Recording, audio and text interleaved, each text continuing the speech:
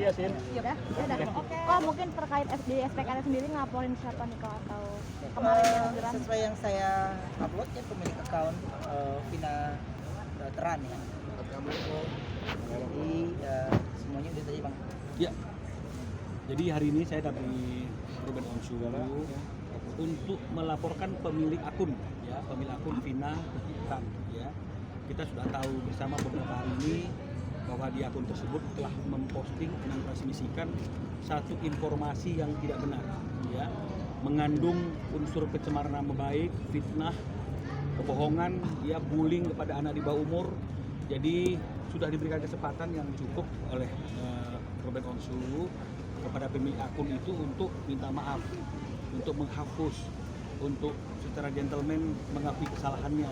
Tapi yang dilakukan malah menambah postingan ya, menambah postingan. Nah, jadi ini kan sepertinya dia merasa bahwa apa yang dia lakukan itu tidak salah, tidak ada kesadaran, sehingga akhirnya Ruben sampai pada satu keputusan untuk melakukan upaya hukum ya. Hari ini laporan kita sudah diterima ya.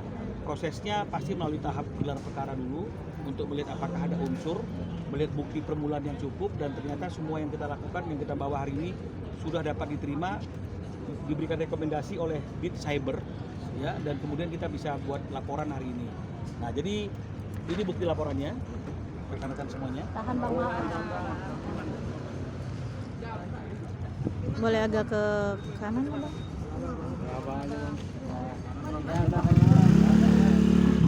Nomor LP-nya Bang, nomor LP-nya nomor STTLP _B _5364 _7 tertanggal hari ini Polda Metro Jaya ya. Pasalnya sendiri Bang? Nah, jadi ini ada pasal berlapis ya. Jadi ada 310, 311 sebagaimana yang diatur oleh Kitab Undang-Undang Hukum Pidana, yaitu pencemaran nama baik dan juga fitnah ya, karena ada pencemaran dan isinya adalah fitnah. Lalu kita kaitkan dengan pasal yang berkaitan dengan Undang-Undang Transaksi Elektronik ITE ya, karena memang cara dia untuk menyebarkan fitnah dan kebohongan itu melalui media sosial ya. Maka kita kawinkan juga dengan pasal 27 jungto pasal 45 ya, jungto pasal 32 ya. Jadi pasal 32 ini pasal yang paling berat, ayat 1 itu ancamannya 8 tahun ya, karena ini berkaitan dengan orang yang mengubah, menambahi, mengurangi satu informasi atau data. Jadi kan dalam postingan itu kan ada rekayasa ya terhadap gambar yang diambil, foto pekerja Ruben yang diambil. Jadi ini merupakan tindakan yang merubah, mengurangi, menambah satu data dan kemudian mentransmisikannya ulang ya, seperti apa yang dia lakukannya. Ini ancamannya 8 tahun penjara. Jadi nggak main-main. Karena pasal 27, pasal 40, 45 itu 3 tahun ya, 3 tahun. Tapi ini 8 tahun penjara. Kita lapis lagi dengan Undang-Undang Perlindungan Anak. Pasal 1 jungto pasal 15A dan kemudian pasal 76C jungto pasal 80. Ini ancamannya adalah 3 tahun. Karena apapun juga yang dia bully ini adalah anak yang masih di bawah umur. Jadi pasalnya sangat banyak sekali ya. Ada pasal 310, 311 KUH pidana. Jadi ada 3 undang-undang nih KUH pidana ya. Ada pasal 27 jungto pasal 45 jungto pasal 32 Undang-Undang ITE, ancaman tertinggi 8 tahun. Kemudian dijungkiskan lagi dengan Undang-Undang Perlindungan Anak. Jadi artinya ini adalah kejahatan yang serius. Jadi kami sudah serahkan semua bukti-bukti kepada pihak kepolisian di cyber. Kami berharap bahwa perkara ini cepat ditanganin, pelaku cepat untuk ditangkap untuk mempertanggungjawabkan perbuatannya. Karena ini adalah negara hukum. Sudah diketahui Bang? Artinya dari IP address-nya di cyber kami yakin pasti akan sudah bisa melacaknya, dan kami juga dengan timnya Ruben Onsu sudah juga memberikan bantuan informasi sebatas apa yang kami dapatkan.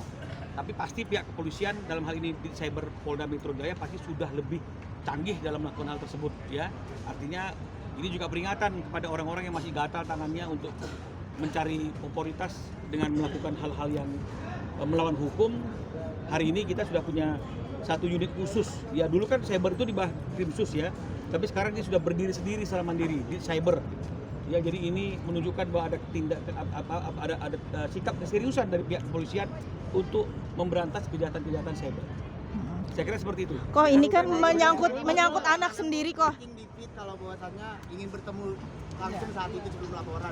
Mungkin tidak ada titik temu atau tidak ada titik baik gitu. Dari dia nggak ada titik baiknya juga kan, malah dia sengaja dia capture lagi terus dia posting lagi terus ya buat saya ya udah cukup gitu. Kok ini kan soal Sempat ada komunikasi atau bagaimana kok? Nggak ada, gimana dulu bisa ngubungi setan kan nggak bisa kan?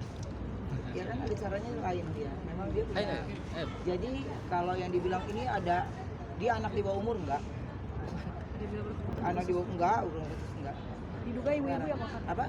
Bukan diduga ibu-ibu udah bukan diduga lagi. kok Ibu-ibu. tapi ini kan terkait anak sendiri tahu nggak sih kok permasalahan ini? Ya insya Allah mudah-mudahan dia nggak baca-baca lagi. Cara melindungi seperti apa? Kan mungkin sudah lumayan besar juga kali ya. Bisa membaca juga ya udah. Membatasi main sosmed apa gimana kok? Untungnya dia punya banyak kegiatan. Setelah dia pulang sekolah dia punya banyak kegiatan dan pegang handphone tuh dia sebentar doang. Nah biasanya kalau pegang handphone tuh lebih ke gambar-gambar. Jadi dia kalau buka handphone langsung buat nulis-nulis gitu ya. Jadi dia nggak yang nge-scroll. Udah ya mudah-mudahan kan kalau kita tetap menjaga aja gitu. Jadi